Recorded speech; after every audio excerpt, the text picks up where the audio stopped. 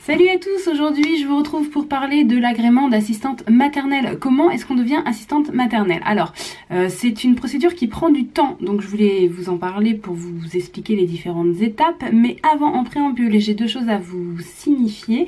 La première, c'est qu'en fonction des départements, la façon de procéder n'est pas la même. Je parle pour mon cas personnel, mon expérience, mon département, ce sera peut-être pas tout à fait pareil chez vous, donc renseignez-vous quand même. Et puis la deuxième, c'est surtout qu'ils sont en train de réformer la formation, le passage du diplôme, etc. Donc ça se trouve, si vous passez dans un an, ça sera plus du tout la même façon de faire.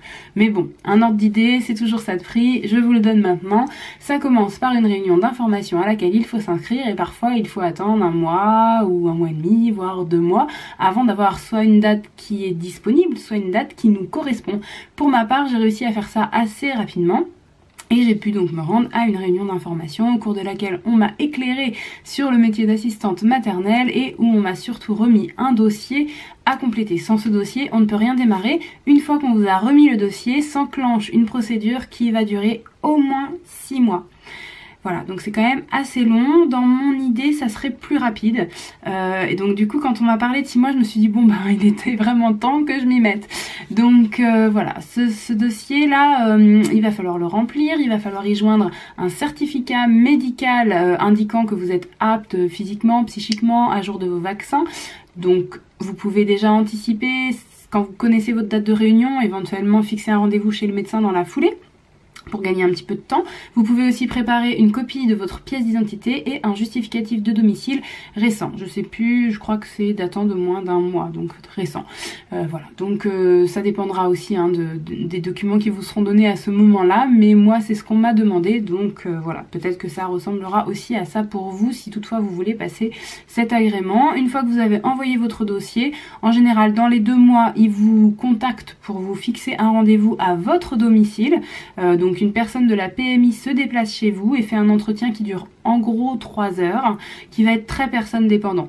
C'est quelque chose que j'ai vraiment constaté en discutant autour de moi. Ils vont pas attirer votre attention sur les mêmes points, ils vont pas vous parler de la même façon, ils vont pas vous poser les mêmes questions. Voilà, c'est très personne dépendant. En gros, ce qui est commun, c'est qu'ils font le tour de votre logement, qu'ils essayent de voir si vous avez bien pris en compte toutes les règles de sécurité qu'on vous avait avant notifiées par écrit et demandé de respecter. Si toutefois il y en a qui sont pas respectés, c'est pas grave. On vous les spécifie. On vous demandera plus tard de justifier sur l'honneur que vous avez réellement écouté ce qu'on vous avait dit et mis en place les mesures nécessaires. Voilà, pour personne ne repasse vérifier, mais pour avoir un écrit disant que voilà, vous engagez à avoir respecté tel et tel point. L'autre partie vraiment importante de cet entretien étant plutôt consacrée à de la mise en situation professionnelle avec des questions du type un enfant est en train de s'endormir à 11h30, il n'a toujours pas pris son repas, qu'est-ce que vous faites? Donc est-ce que vous allez essayer de lui donner à manger? Est-ce que vous allez essayer d'aller le coucher? Ou un enfant à l'heure où son papa ou sa maman vient le chercher, doit repartir avec un de ses parents, mais le parent qui se présente est en état d'ébriété. Alors pas forcément complètement sous, mais un petit peu en état d'ébriété. Qu'est-ce que vous faites? Est-ce que vous remettez l'enfant à son parent ou pas? Donc voilà, c'est des questions comme ça. Il y en a plein, ça dure quand même assez longtemps. Ça peut être fait en présence de vos enfants si vous en avez à votre domicile. Moi je l'ai fait en présence de mon fils qui avait à l'époque à peu près 21 mois. Donc même moins que ça, je sais plus quel âge il avait, enfin il était encore jeune et donc il nécessitait beaucoup d'attention de ma part, il fallait que je joue avec lui, il fallait que à un moment j'ai dû changer une couche ou l'accompagner sur le pot, j'ai dû l'accompagner sur le pot parce qu'il a demandé à y aller. Donc voilà, on a fait tout ça pendant l'entretien, c'était pas du tout dérangeant. Suite à cet entretien, il y a un compte rendu qui est fait, qui est transmis à un médecin. Si le médecin valide, vous pouvez accéder à la formation. S'il ne valide pas, vous pouvez faire un appel et un autre médecin verra s'il a un avis contraire ou pas. Enfin voilà, ça c'est une procédure que je connais pas très bien puisque je l'ai pas expérimenté moi-même. Pour ma part, ça a été ok, donc on m'a informé que j'allais avoir une convocation à ma formation et la convocation à ma formation est arrivée une semaine avant le début de la date de la formation. Donc pour s'organiser, c'est pas très cool, mais voilà, ici c'est comme ça, hein. Dans mon coin c'est comme ça, les gens sont toujours prévenus à la dernière minute. Et la formation dure 3 semaines avec 12 jours répartis sur ces 3 semaines, donc à raison de 4 jours par semaine. Elle comprend 6 jours avec une éducatrice de jeunes enfants qui permet d'aborder voilà, le rythme de l'enfant, la période d'adaptation qui maintenant est appelée période de familiarisation, l'éveil de l'enfant, les pleurs, enfin voilà, toutes ces choses-là avec une éducatrice. La partie santé qui permet d'adopter l'anatomie, la physiologie, les besoins nutritionnels, les besoins de sommeil, et puis aussi tout l'aspect un petit peu pathologique, parfois qu'on peut être amené à constater, ou voilà, des petites pathologies, les petites maladies juvéniles, les petites fièvres, à quel moment est-ce qu'on s'alerte, à quel moment est-ce qu'on appelle les parents, est-ce qu'on renvoie l'enfant chez lui, est-ce qu'on appelle le médecin, est-ce qu'on appelle le SAMU, voilà, donc on parle de toutes ces choses-là en santé, et il y a 3 jours qui sont consacrés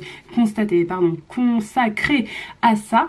Il y a aussi 2 jours, donc aussi un petit peu dans le secteur santé, mais plus soins de premier secours, 2 jours de premier secours intensifs, avec du coup du massage cardiaque, des situations d'étouffement, des situations d'hémorragie, et puis de manière plus générale les brûlures, enfin voilà, des choses normalement auxquelles on n'est pas énormément confronté, mais ils nous en parlent quand même, et c'est à l'issue de ces 2 jours qu'on obtient un petit diplôme qui s'appelle le PSC1.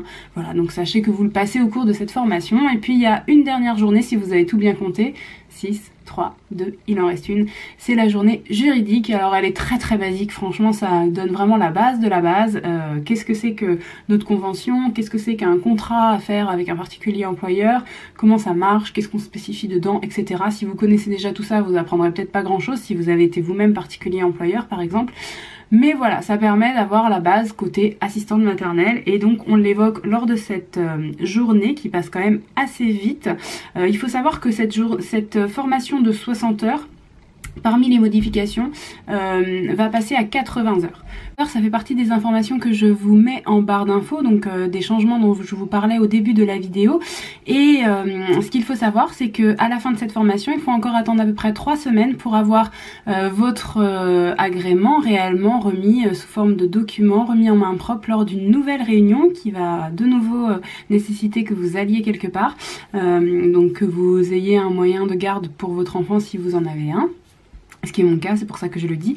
Donc l'intégralité de tout ce processus pour moi prend à peu près 6 mois, mais ça peut prendre beaucoup plus longtemps. À savoir quand même que le document de début qui vous est remis là, officiel, pour faire votre demande d'agrément qui vous est remis à la réunion d'information au tout début, a une validité uniquement d'1 an. Donc vous pouvez pas quand même l'envoyer trop tardivement. Mais voilà, ça peut quand même prendre énormément de temps si vous l'envoyez tardivement, si les dates de formation ou la date d'entretien ne vous convient pas, que vous la repoussez un peu, la date de formation ne vous convient pas, vous la repoussez un peu, etc., etc. Ça peut se repousser quand même pas mal. Donc si vous avez pour projet d'aller vers le métier d'assistante maternelle, je n'ai qu'un conseil à vous donner, c'est de démarrer un petit peu en amont. Voilà, je vous dis à très vite pour une prochaine vidéo.